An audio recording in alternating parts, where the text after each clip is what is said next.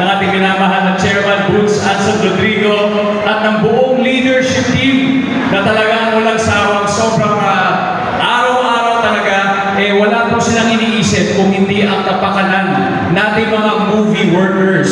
Hindi po ba kaya nandito tayo on our 51st? Imagine, 50 years na po ang Mobile Fund.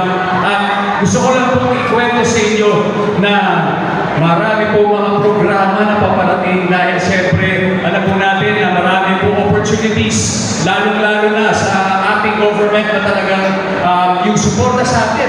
Di ba na through the Consulta program ay nandyan. So sana po ma-avail natin ang mga benefits na ito.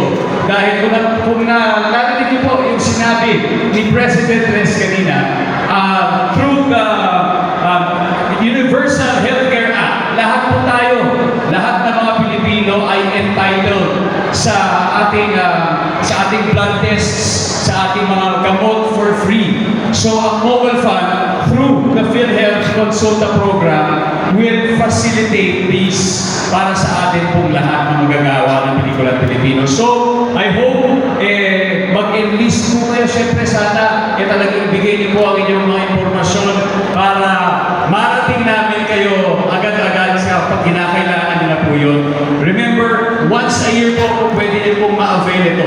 So please stand by po for more details with regards to the Consulta program. Isa lang po yan sa marami pa po mga iaalok na programa ng Mobile Fund. Kaya gusto ko lang po sabihin na isa po karangalan na makatrabaho ng mga mahuhusay na tao ito.